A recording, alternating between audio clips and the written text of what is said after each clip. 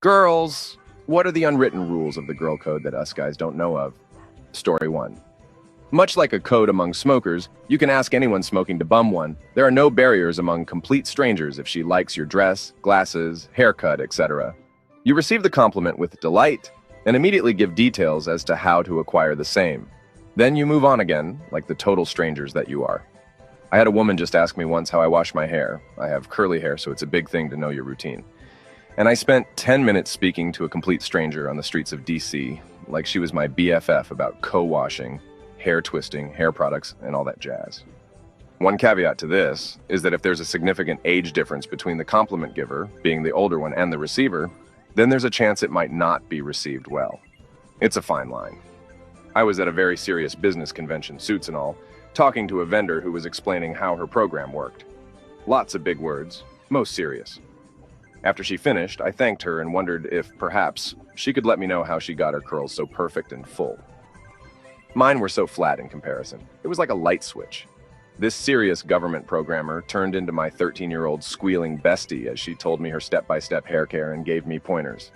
To this day, I still use her advice and my curls are banging. Thank you, random business convention lady. That one did not occur to me until I just read it out loud.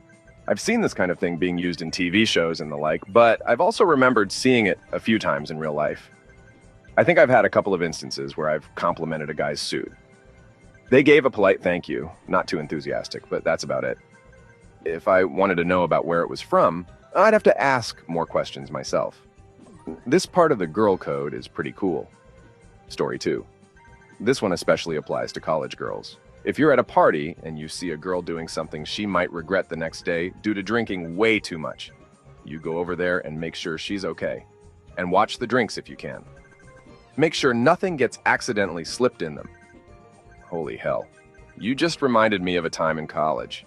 I was drinking at a frat house party and they had a pre-made punch with vodka.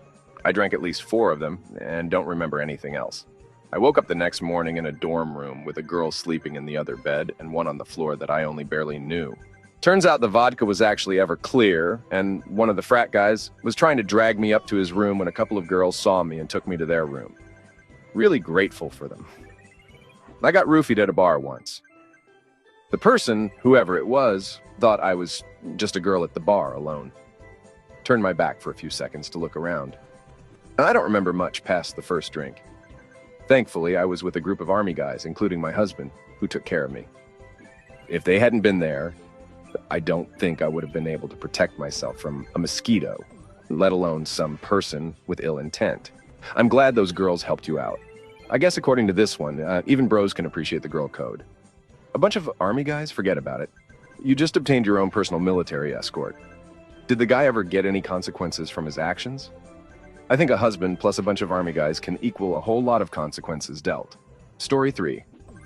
Other than the period and hair tie things that have already been mentioned, and these are more largely dependent on knowing the other girl or woman's interests.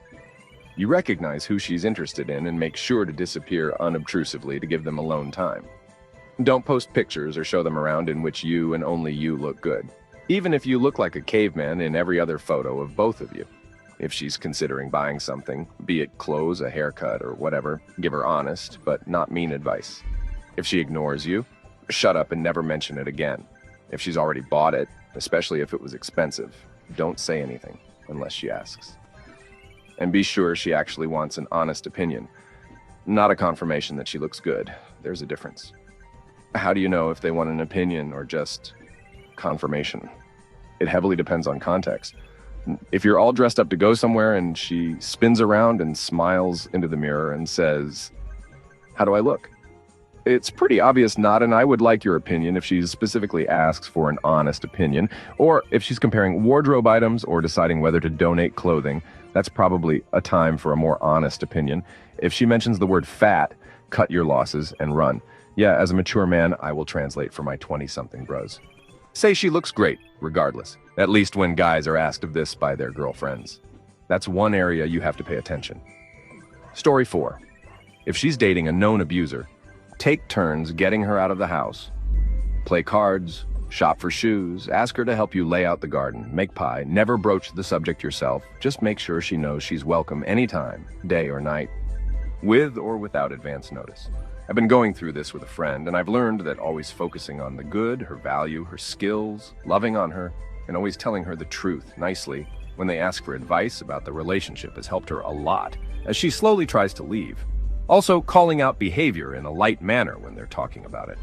To reinforce abnormality or problematic behaviors. He totally threw a fit when I tried to wear a mini skirt the other day. Men, right? Oh my God, no way would I be okay with that. I don't know how you put up with it. I've never had a boyfriend try to control what I wear. It would drive me crazy. Sometimes they test the waters to see if something that bothered them is normal. And if you laugh it off or brush it off, it only makes it seem okay. Story 5. As a hairstylist, when a man comes in with his girlfriend or wife, I always include her in the conversation, ask if she wants to sit with us, need a drink, etc., and make eye contact when speaking to her. Similarly, when I meet a male friend's girlfriend for the first time, I make sure to be nice, ask questions, and be interested in her.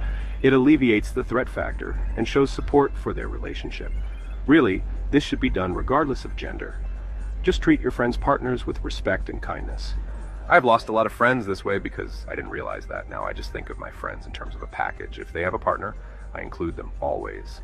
I befriend their partner and try to invite them as well. It's a buy one, get one deal. And then when your friend breaks up with them, you end all contact. Remember who the original friend was and stick with them. I've enjoyed most of my female friends' boyfriends, but when they break up, that's it. I'll say hey if I run into them and catch up, but I never continue the friendship beyond the breakup. Exception. Doesn't count if you met them as a couple. Then there's no loyalty. Just continue friendship with whomever you preferred. Story 6. Lipstick on their teeth, eyeliner in the corner of their eye, skirt tucked into pantyhose. You let them know without making a huge deal about it. When I was in college, I was walking uphill to class from my apartment with about a dozen people walking behind me. A girl suddenly appeared and pulled me aside, and before she even opened her mouth, I was like, "Is my dress tucked into my tights?" She nods. I try to laugh it off while untucking my skirt and wishing the earth would open up and swallow me whole, and we continue on our way. The same thing happened again later that same day. Ugh. Don't know if it's any consolation, but there was one day I was caught with my fly open 7 times in a single day. It wasn't until I got home that I finally realized I wasn't just absent-mindedly unzipping my pants. It was broken the whole time. 7 times? In a single day? How many times do you open up your pants in a day, my dude? It was broken the whole time. Oh, 7 times in a single day. Finally, another soul who enjoys playing with their fly. It was broken the whole time. Yeah, guys don't necessarily do this. They won't tell you, so they can laugh about it with their friends. They'll just point and you have to discover it for yourself. Only a really close friend will let you know. In that regard, the girl code trumps the bro code, story 7. You help other women who seem to be in trouble. When I was a teenager, my mom and I went to Walmart to get groceries. We split up to save time, and a man started stalking me through the aisles. I finally got out to a main area and saw a lady with 2 kids. Walked right up to her and stood as close as possible. She was confused, but when I made a motion at the guy, she understood. She loudly thanked me for getting the milk and called me honey. Also referred to her son as my brother.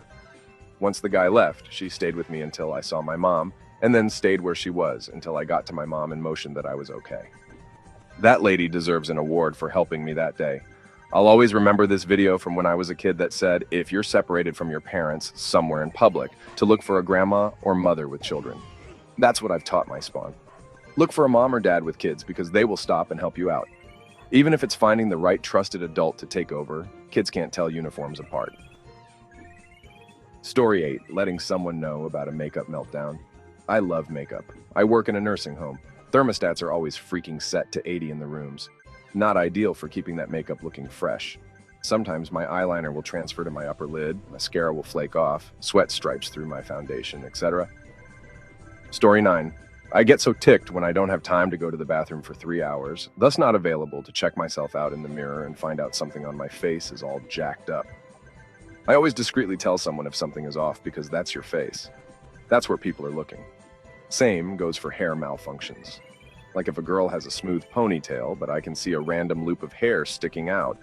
Maybe it got caught on a ring or earring or something. Always say something. Gotta help her sister out, you know? Get some Urban Decay setting spray. Effing amazing and worth the price. Story 9. Upon meeting a woman in any situation, you typically compliment something they're wearing.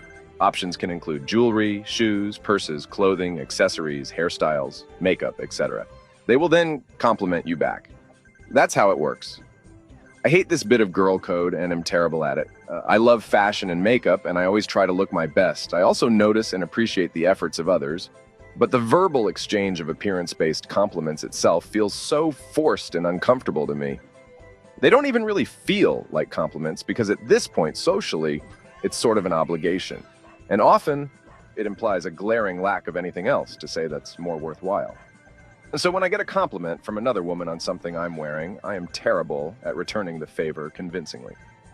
Even if I 100% mean it. It always comes off as cheap, cringy flattery to my own ears.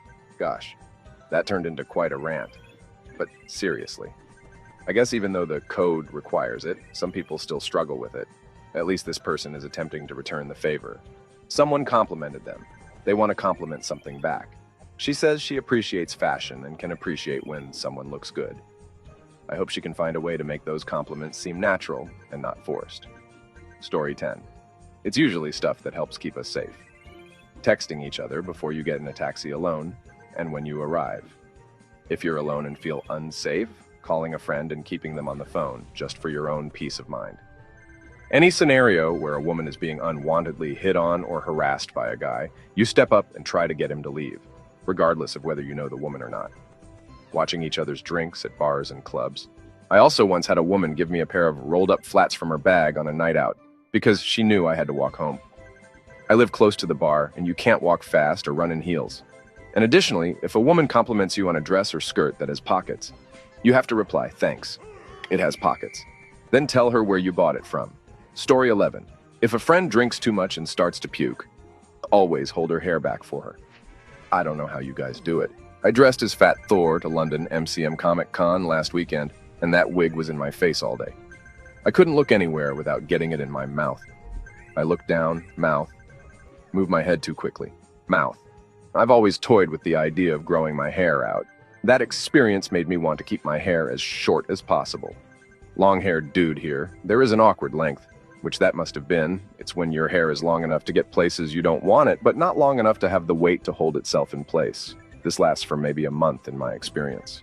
Story 12. If your friend gets back with her awful ex, you always support your friend, but you also tell her the truth and say if the relationship is toxic. No matter how many times shaking my damn head.